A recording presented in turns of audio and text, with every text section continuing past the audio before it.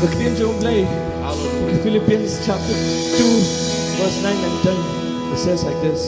परमेश्वर का वचन ऐसा कहता है, Therefore God exalted him to the highest place and gave him the name that is above every other name, that at the name of Jesus every knee should bow in heaven and on earth and under the earth.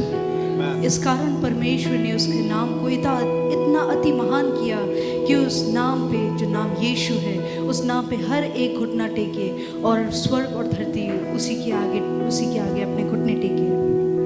God gave him the name that is above every other name, परमेश्वर ने हमें ऐसा नाम दिया है जो हर एक नामों में ऊंचा है, that at the name of Jesus every knee should bow कि उसके यीशु मसीह के नाम में हर एक घुटना टिके, in heaven and on earth and under the earth. चाहे वो स्वर्ग में हो, धरती पर या धरती के नीचे। So at this time let us all worship and let us exalt the King of Kings, the Lord of Lords, and that is Jesus. इसी कारण चलिए इस समय हम प्रभु के प्रभु यीशु मसीह के नाम को हम अति महान करें, उनकी आराधना करें। Let us lift the name of Jesus higher and higher because He deserves all our glory and all our praise. चलिए यीशु मसीह के नाम को ऊंचा और ऊंचा उठाए क्योंकि वो सारा आदर के योग्य है। चाहे तुमको दिल से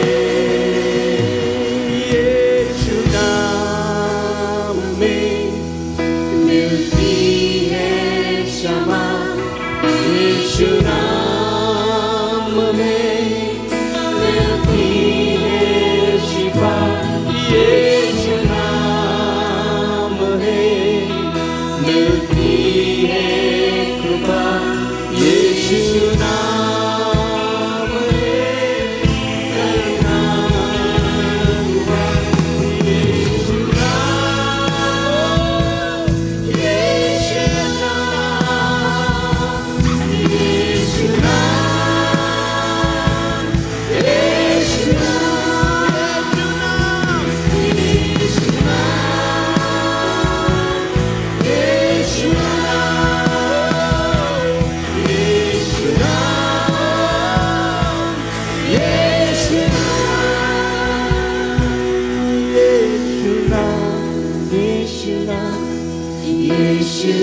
नाम यीशु नाम यीशु नाम यीशु नाम की जय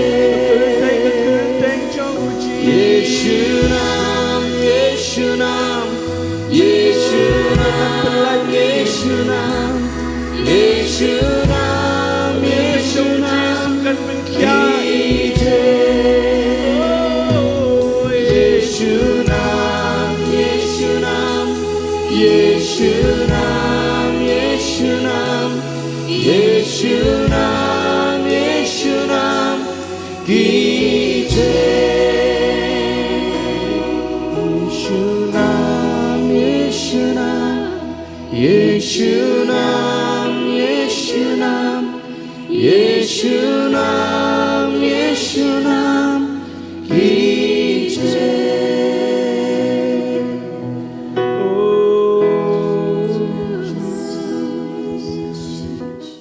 Hallelujah. Hallelujah. Hallelujah. We thank God for this new day that He has given us, that as His children we could once again be in His presence to listen from what He has to speak to us. I always thank God for His grace, which is ever sufficient in my life. And I know that each time I stand, I know it is not by my own wisdom, not by my own strength, but it's always the grace of God that is upon me.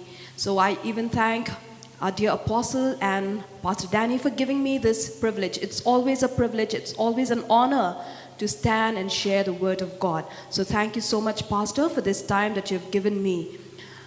This morning, I want us to look at the life of a woman we meet in the Bible, and her name is Mary. She was the sister of Lazarus and Martha. And the interesting thing about Mary is that every time her name is mentioned, she is always found sitting at the feet of Jesus. Her experiences can teach us valuable lessons about our own walk with the Lord.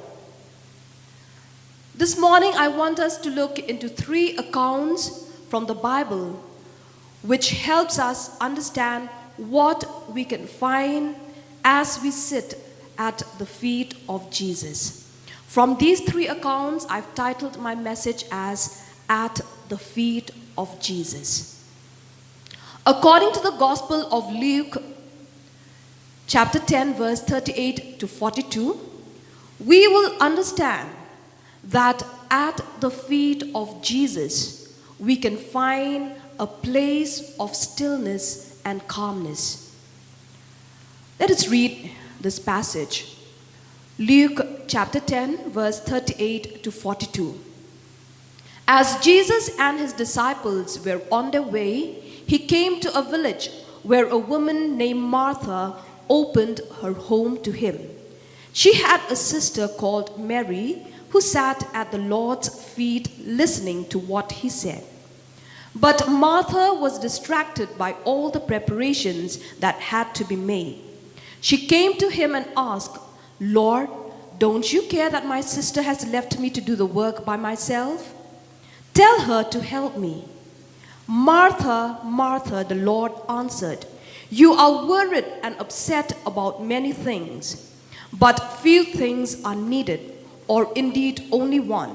Mary has chosen what is better, and it will not be taken away from her."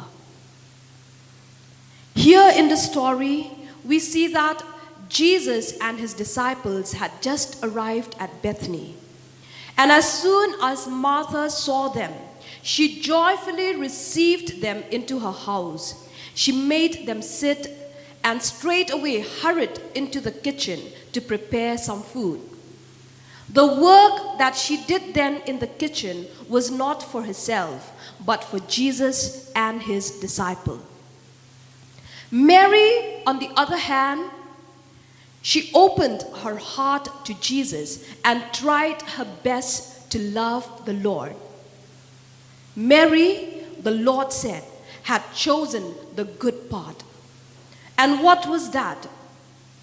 She simply sat at Jesus' feet and heard his word.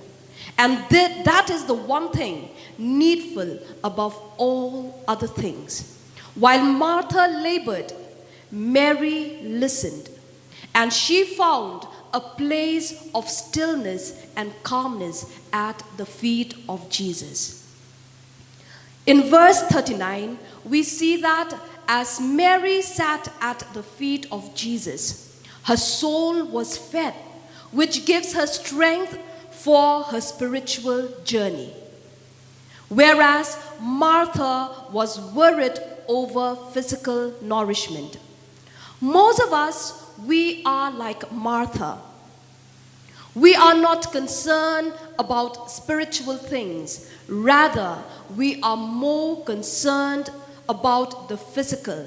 And this is the reason that many of us are weak and lacking in spiritual vitality. We never take the time to come into his presence and feed on him.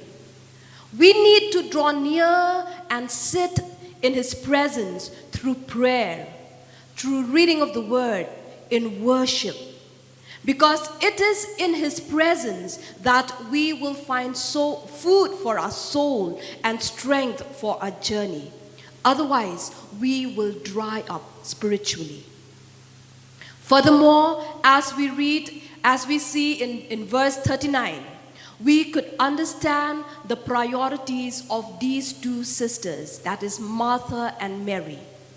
We see that Martha was concerned with preparing the meal and serving the guest. She wanted everything to be just right. What Martha was doing was certainly not a bad thing. She gets so caught up trying to be hospitable and making sure that everything is just right. But then she neglects her guest and forgets the reason why Jesus was there in the first place. Mary, however, her concern, her priority was being with Jesus, being in the presence of the Lord Jesus Christ. She spent time at his feet, and often the level of spirituality we are able to achieve is directly related to the time we spend in his presence. If everything in our lives takes precedence over being with the Lord, then we are in danger at the heart of our experience. It may not be mundane affairs alone that keep us preoccupied. It may be Christian services too. We may take active part in prayer meetings, in worship, or in witnessing Christ. Or we may be involved with church programs and church activities and yet find that the Lord is rebuking us. And the reason is, in our zeal to serve the Lord, we end up ignoring him. We end up forgetting him. We are busy for the Lord, but we don't have time to be with him. We get caught up in the pretense of religion, busy with the religious stuff, but then we forget and we neglect or we miss the joy of relationship with him. And it is this, our relationship with him, which will fuel the passion for what we are doing. We can see this happening even in the church at Ephesus. according to Revelation chapter 2, verses 1 to 7. If we read verse 2, the message was given to this church. In verse 2 it says, I know your deeds. I know your hard work and your perseverance. I know that you cannot tolerate wicked people, that you have tested those who claim to be apostles but are not, and have found them false. And in verse 3 it says, you have persevered and have endured hardships for my name, and have not grown weary. So what we see here is that this church, in spite of all the hard work, in spite of the perseverance, there is one thing against her, and that is she has forsaken her first love. In verse 4, we see that this is what the Lord has against this church. She has forsaken her first love. Now from these verses 2 and 3, we understand that this church is being commended for her hard work and perseverance, for not tolerating evil. But the motivating factor, that is love, of doing these things is not there anymore. She has forsaken her first love. This church is busy serving and doing things for the Lord. But then we see that she neglects having a relationship with Him. No time to sit in His presence. And this may be the reason that love is not there. I feel that we need to introspect ourselves too. Maybe we are busy doing things for the Lord, but then we have no time to be with Him. In verse 5 of this book of Revelation, chapter 2, this church, the Lord asked her to remember from the heights that she has fallen, to repent and to do the things that she did at first. We too, we need to introspect ourselves. We need to remember how, when we had just accepted the Lord, that passion, that longing to always be in His presence, to draw strength from Him, we need to get back to that place where we sit at His feet, drawing strength from Him, loving Him, and that is what fuels the passion for what we are doing. The more time we spend at His feet, the easier it is for us to make it a priority in our life. So we need to ask ourselves this question: is sitting at Jesus' feet a priority in my life? We need to seek this place of stillness and calmness before the Lord. Martha was distracted with many things, but we see Mary was sitting calmly at the feet of Jesus. Yes, what Martha did, these things were important.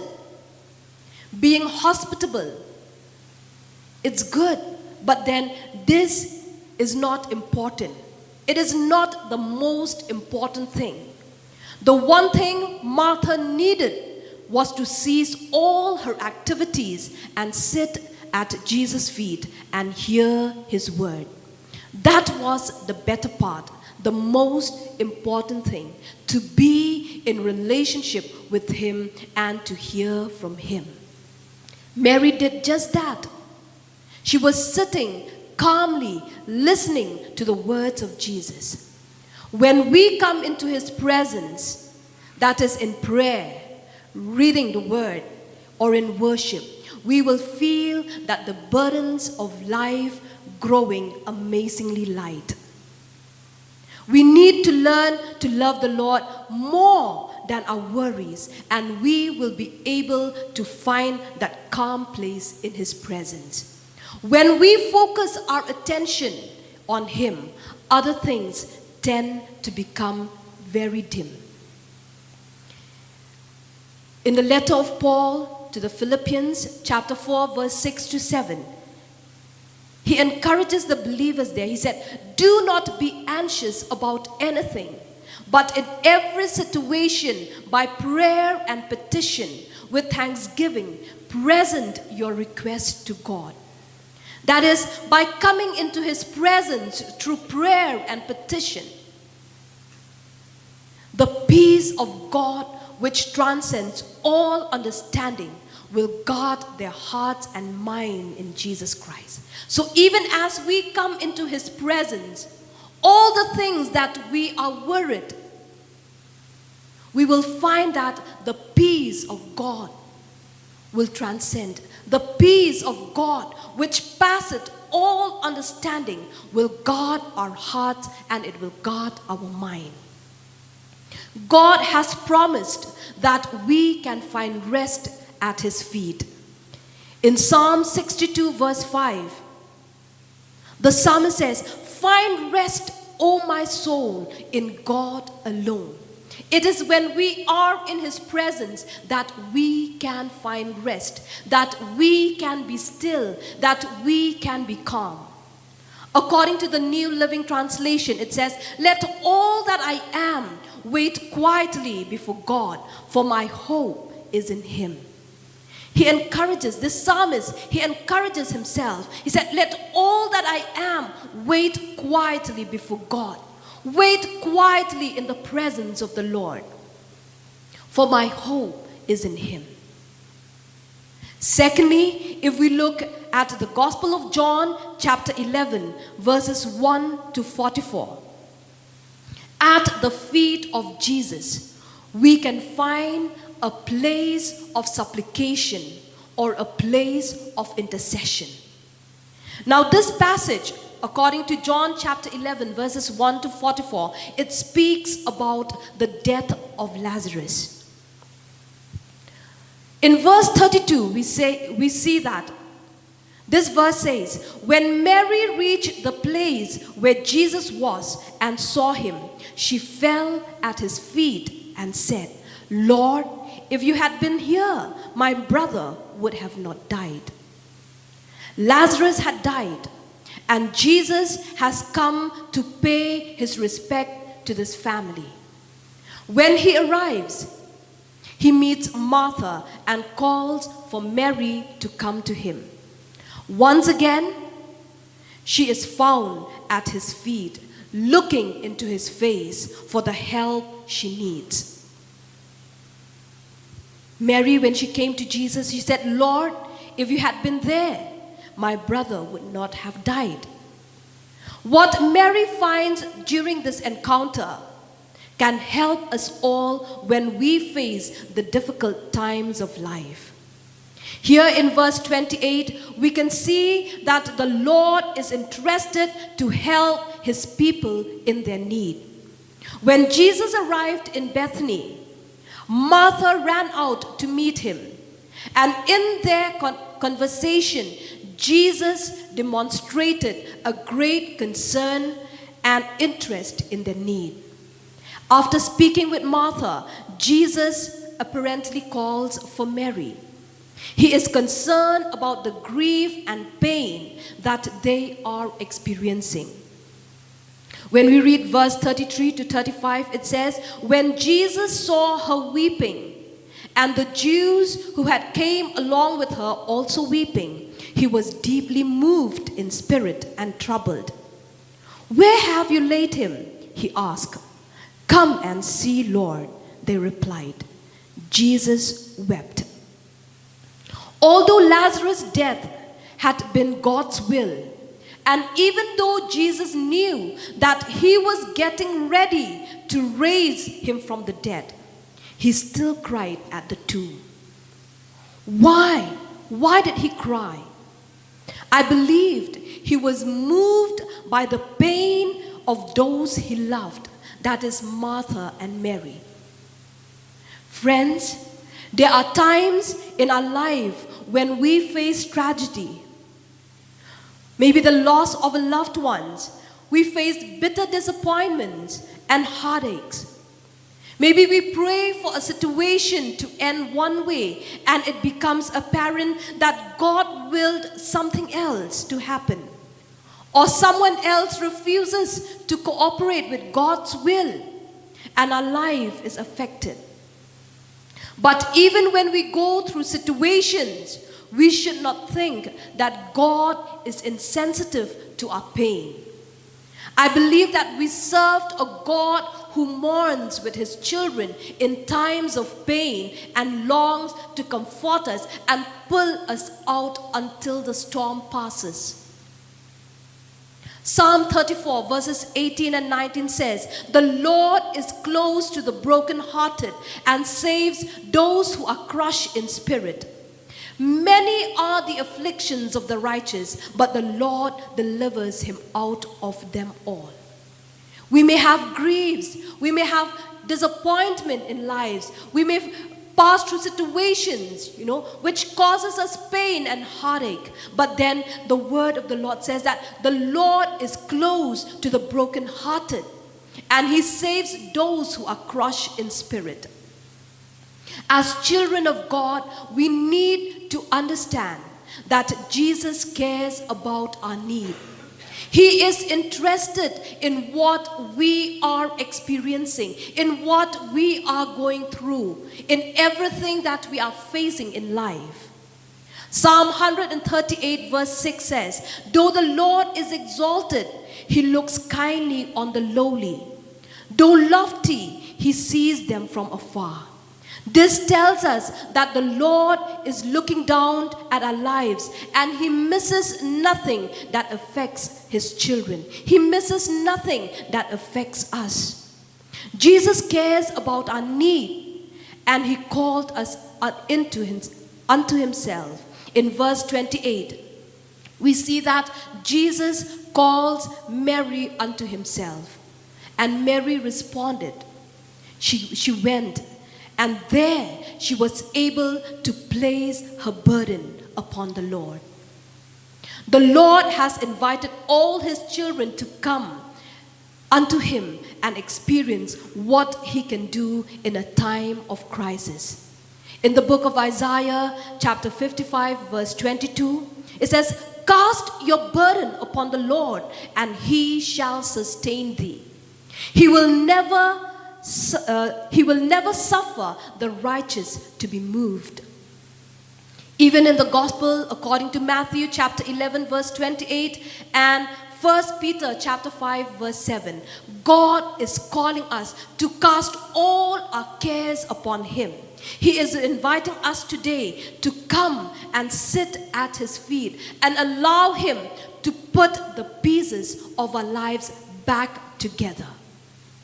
Whether or not we come to him in times of trouble, his invitation stands. It is up to us how we respond to his call.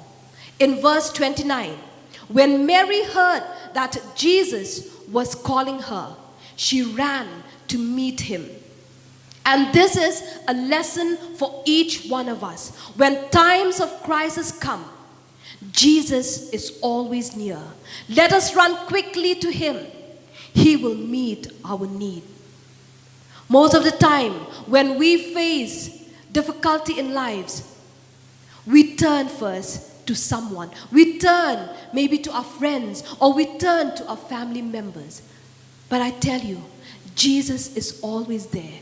Jesus is always near. Let us run to him. Let us cast everything that burdens us unto his feet. He is there to meet our need.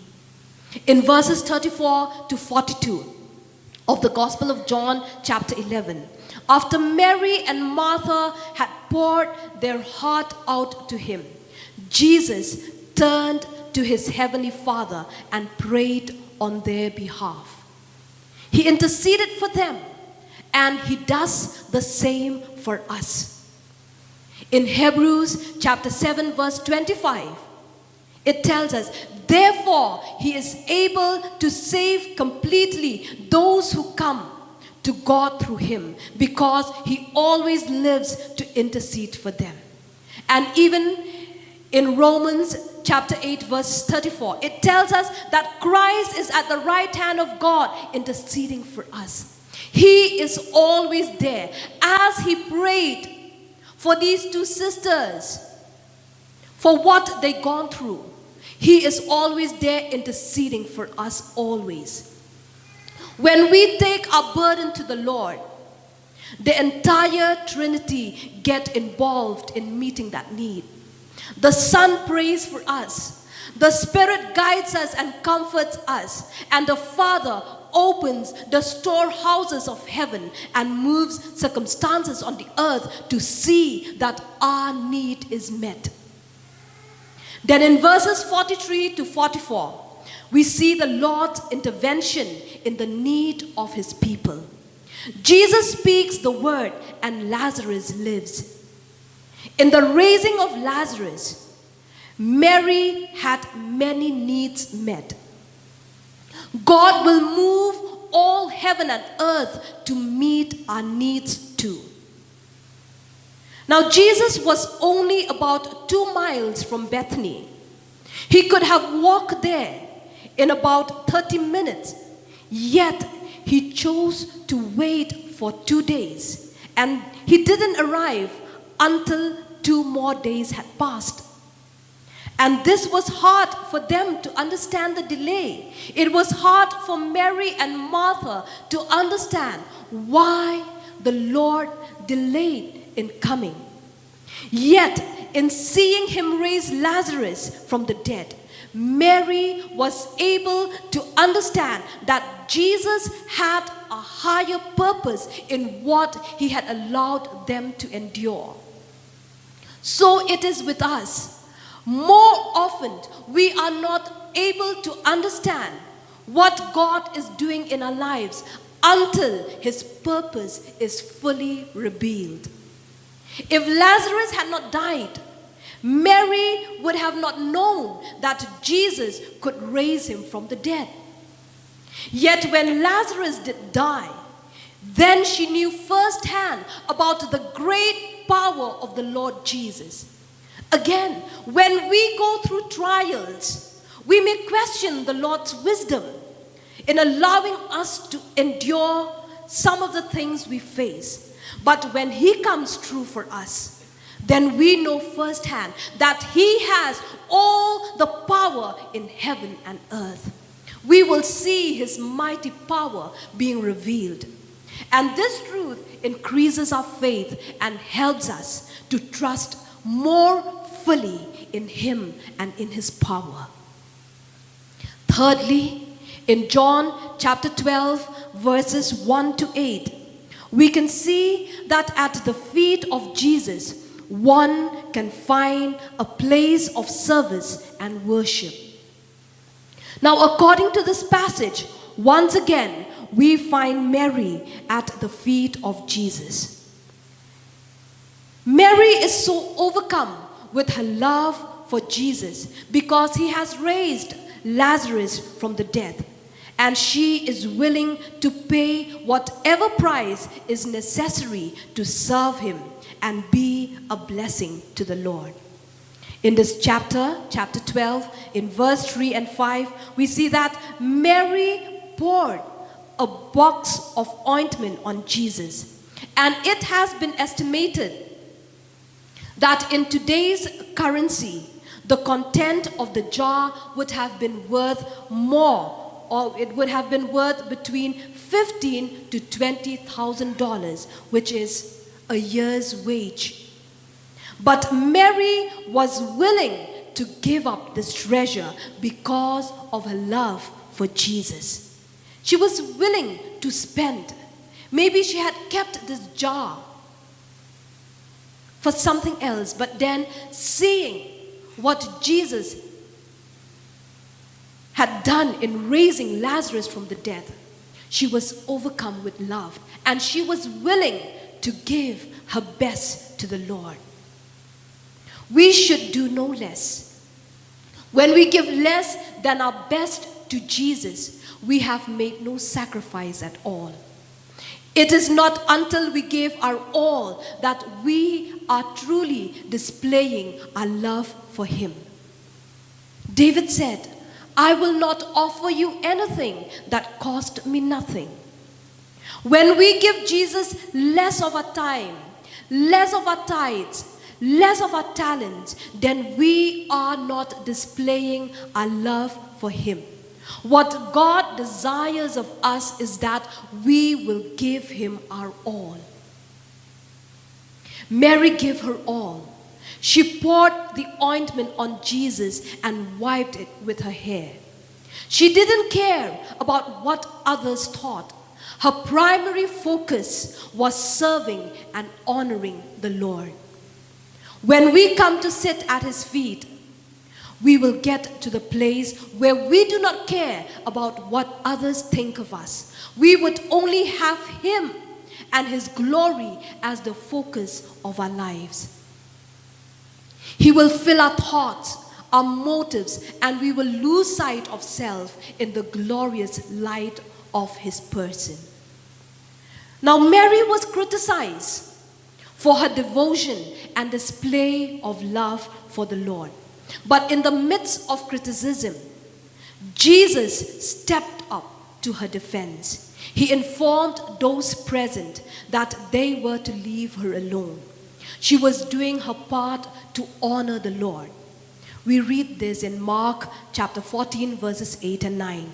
For 2,000 years, this selfless, sacrificing gesture by Mary has continued to make a bold statement about the Lord Jesus. Now, as she poured the perfume on Jesus' feet, the aroma filled the room. It filled the entire room. The whole house was filled with the fragrance of the perfume. Not just the room in which they were seated, but the whole house was filled with this sweet fragrance. Her gift has an effect, or her gift had an effect on everyone who was present. Likewise, when we give ourselves to Jesus, the aroma is powerful and the scent inviting. Also, scripture tells us that she dried his feet with her hair. So one could imply that the aroma had a lingering effect upon both Jesus and her for days to come. Likewise, the time we spend at the feet of Jesus in worship and surrender has a lingering effect upon us.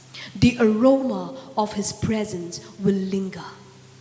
When we as believers take time to sit at His feet as we should, we are telling the world that Jesus is more important than anything else in our lives.